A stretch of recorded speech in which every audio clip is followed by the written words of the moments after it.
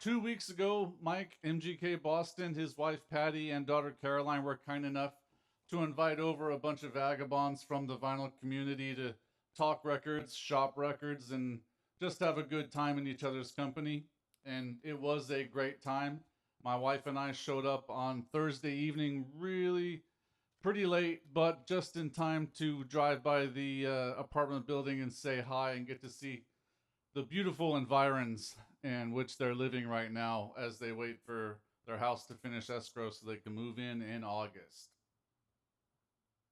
Yeah, this area where we sat and hung out was just gorgeous. I'm going to include a few pictures of the beautiful wood paneling, and hopefully I took at least one picture of the gorgeous, huge green marble fireplace in the front and center. It was beautiful, and it was our first trip to Buffalo, so there was a lot to see and enjoy. And not only did we get to meet all of our friends and have a good time on Friday, we all got together and went to Niagara Falls. It was a first time trip for the wife and myself. If you've never been, it's glorious. I'm going to include some footage here, hopefully, of a few of the shots that I got to take. I think that David Atkinson probably has the best shots of all because he had the 75-foot extension for his Osmo pocket camera. That thing was pretty dope. But yeah, I'm going to include mine here, hoping that they, pass muster.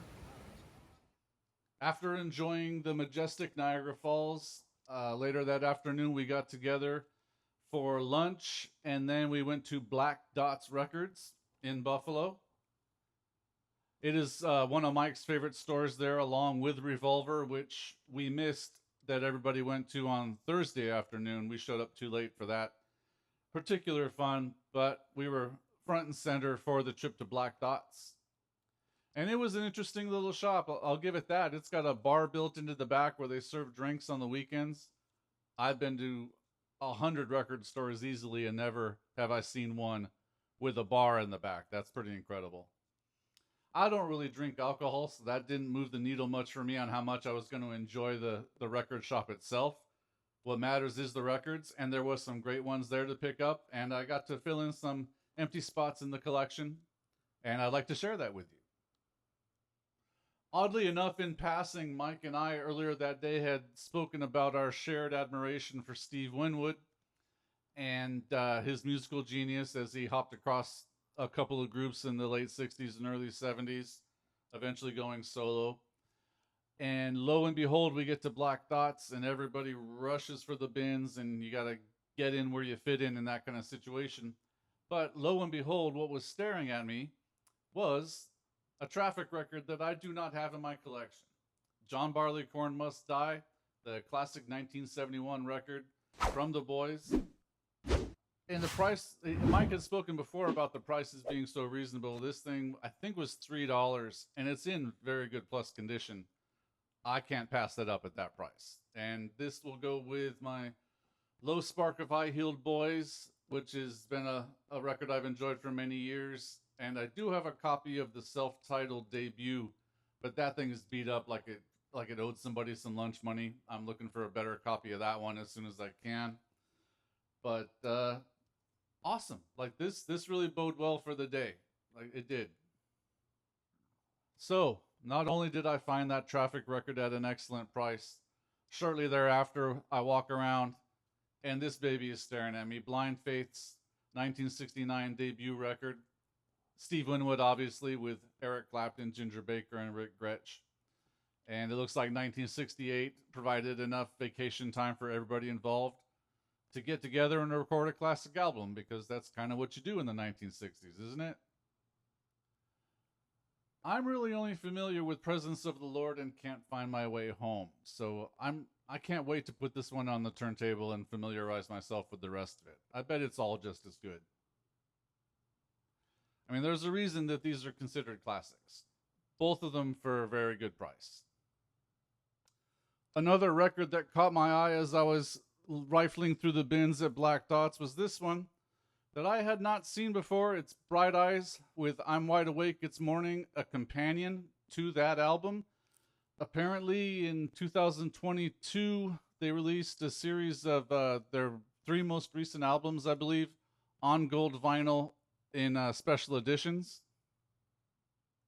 And this has 6 reworked recordings of songs from the record I'm Wide Awake It's Morning, which is easily one of the top 2 or 3 records from Bright Eyes. So, yeah, seeing this one, I had to grab it. I think what sold me most quickly on this is the version of Landlocked Blues that differs obviously from the one on the original album. And if you know me at all, you know I go kind of crazy for anything with David Rawlings or Gillian Welch. And they are on this version of Landlocked Blues with Gillian replacing the almost irreplaceable Emmylou Harris on vocals for that. Dave and Gillian are also present on the only cover that's on this, and that's Fairly Well, Miss Carousel, which is a great, great Townes Van Zandt song.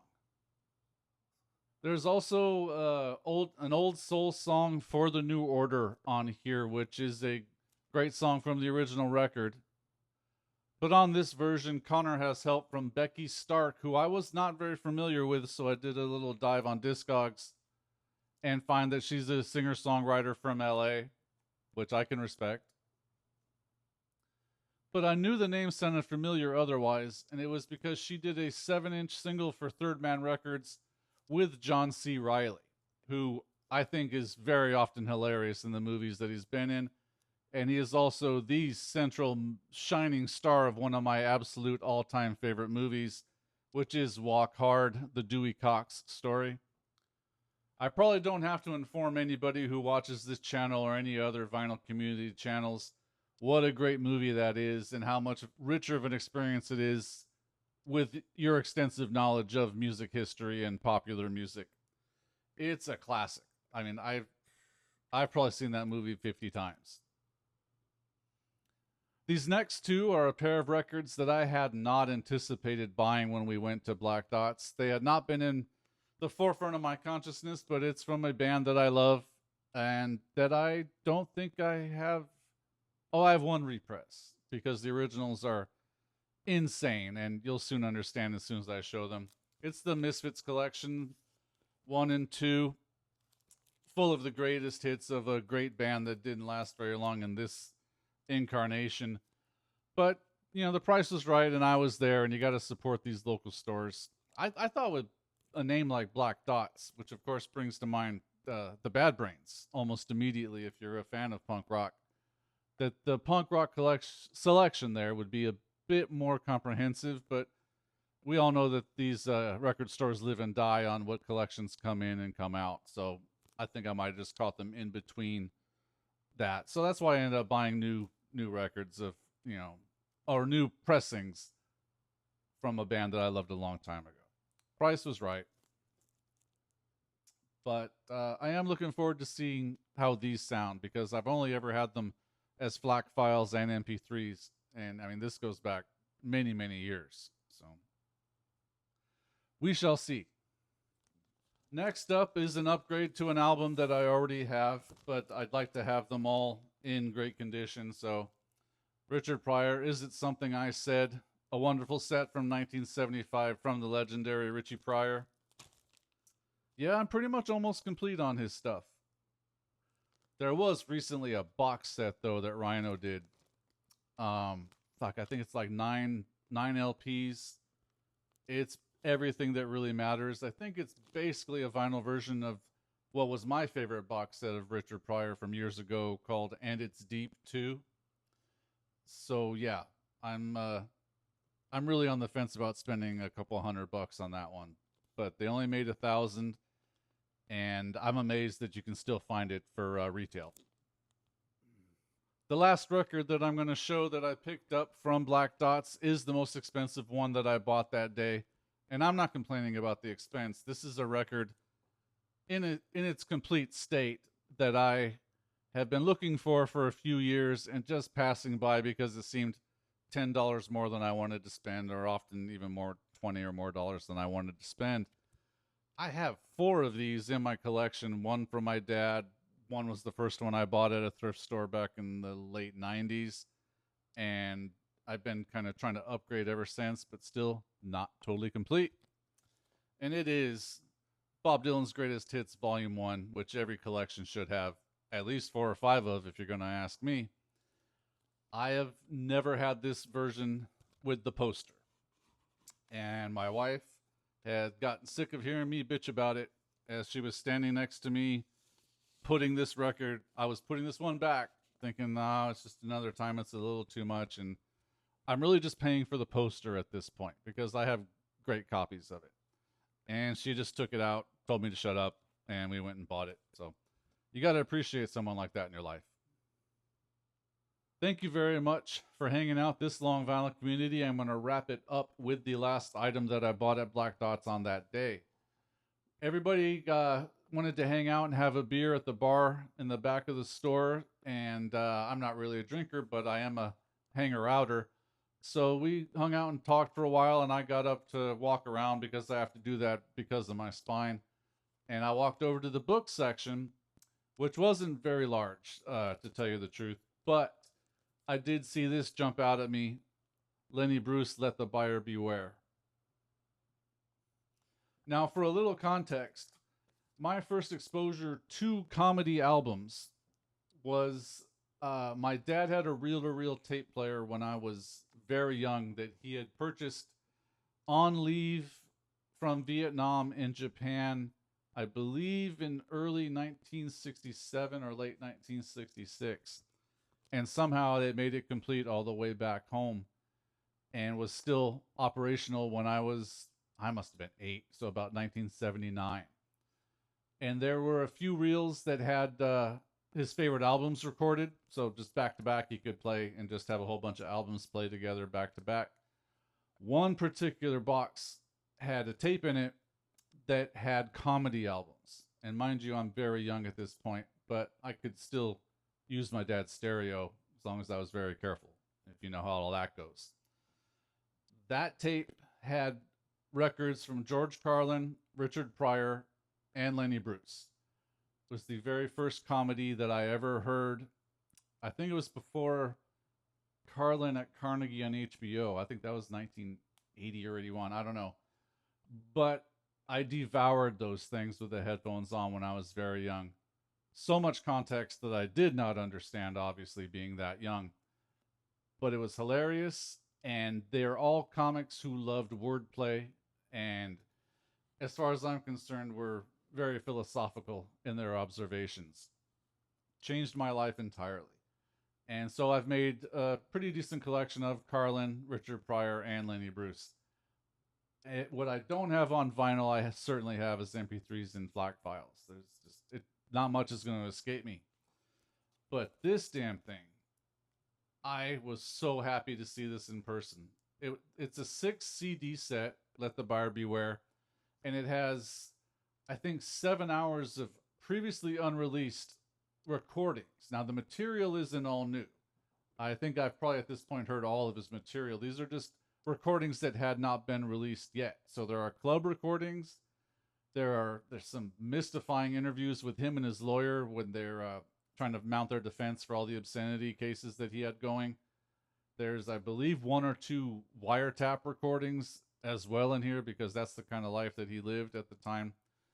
Near the end, especially because they had hounded this poor guy into the ground and made his life a living hell right up until he took that last hot shot of heroin. But yes, I'm grateful for those 3 comedians and how they have changed my life. And this has an 80-page booklet, color, pictures. Great. There's a foreword, I believe, by Richard Pryor. And this is gold right here. This absolutely made the trip incredible. And I mean, I love the music I got as well. But as soon as I rip these CDs, I'm definitely going to be listening to this because, I mean, I could probably throw these in the PlayStation and then the PS5's in the other room. But I don't know. I'd like to listen to this sort of stuff at my computer in my office. So yeah, super stoked. It was a great trip. Got to meet some great people and hopefully get to see everybody that was there this year in the next at the party and even more members of the vinyl community. It's a great time. We all really relished being able to get together and talk music and share our admiration for one another's channels and just what we do. Nobody does this because they're getting paid to do it. I mean, it can, I had mentioned before, it can often feel like just shouting into a void because you're staring at your phone, or in my case, staring at your Osmo Pocket camera. But it's rewarding to know that other people listen and comment, and it's always appreciated. So thanks for sticking around. I'll see you all next time. I'm going to try to shoot a video right now with my July vinyl finds, which was, besides these, was an incredible month for vinyl. And a bit of odds and ends here and there. It's going to be a great time. Thanks for hanging out.